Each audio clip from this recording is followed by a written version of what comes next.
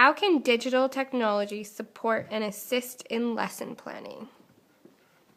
Well, I think it's a very valuable tool, not only in assisting in the planning part, but in supporting the learning that the children go through. For instance, in kindergarten, we use the Smartboard a lot, and the great feature of the Smartboard is that it's interactive, and the child can come up and actually, press different things, and it's exciting for them, but at the same time they're learning and they're moving it along. They're in control of their own learning, and it's fun, and the children love this. So we use different areas.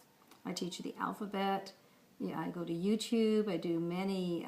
There's many websites available like starfall.com, and just googling letter of the alphabet to the point where they're even writing them, so you can have them doing smart pencil and paper activities at the same time if you're learning to draw the letters. And I think that it's especially good for ESL kids, and the experience I've had with ESL children, and I usually have half of my class, is that that's how they learn. There's the holistic, as well as the other children, but the holistic, you sing it, you say it, you dance it, you play it. It's not just a visual, and they're very caught up with this, and they remember the songs. Another tool besides the Smartboard is the learning DVDs that we would play, and we do use the Smartboard for those, but as in Leapfrog for the alphabet. And one of the biggest tools, the Leapfrog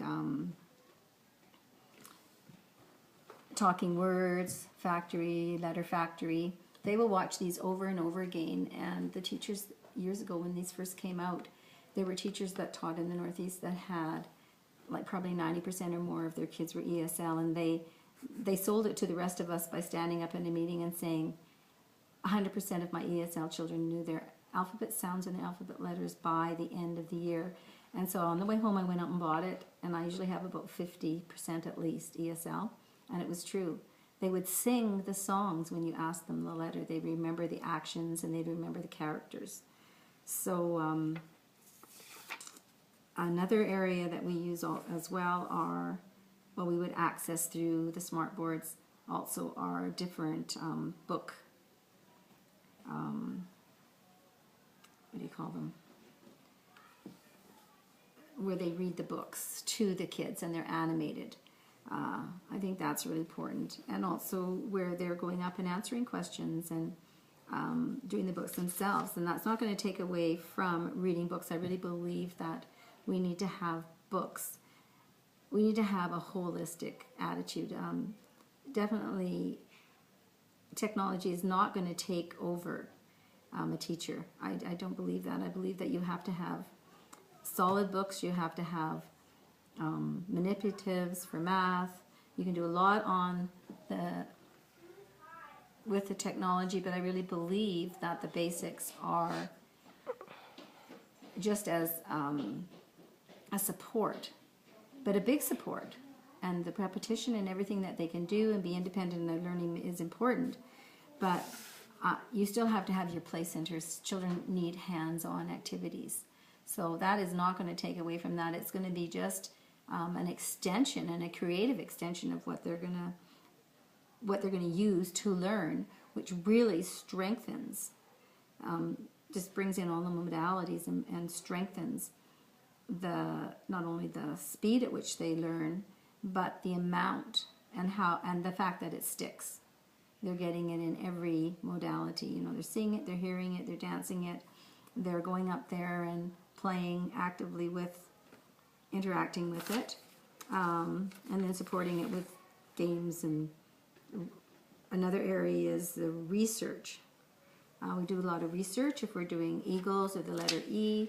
It makes it exciting to be able to access the Eagle Cams on Vancouver, I think it's Hornby Island, and we do that every year. So I use it to extend the learning and to broaden their excitement of it, to connect it to the real world. And I think that's where it's really a real added asset. The other one is the iPads. and the iPads, which I often do with a group of buddies, just to support and practice, like for instance, math or reading or just any of the areas that they would need to explore in. And they're not only having fun with a buddy and learning to be part of a community, they are practicing definite skills. And I often come in and have the children say, we're doing math today and this is the skill that I'm looking for. So can you find an app for them?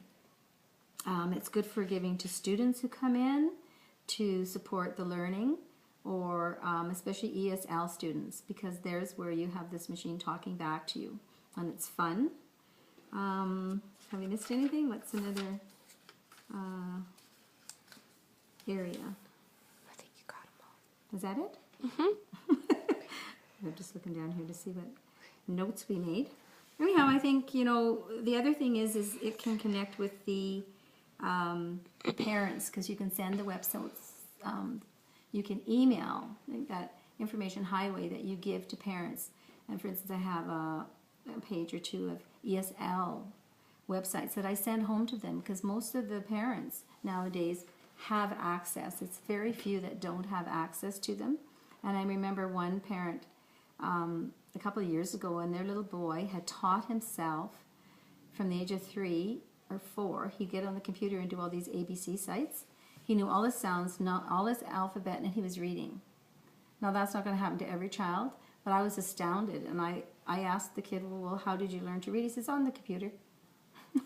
So, yes, there has to be support, and that's probably, he was a gifted child to a degree. But I'm finding that these kids that go home and get excited and go on, these really learn faster, and they have it. They have it under their belt before they go to grade 1. So that's it. That's all I can think of.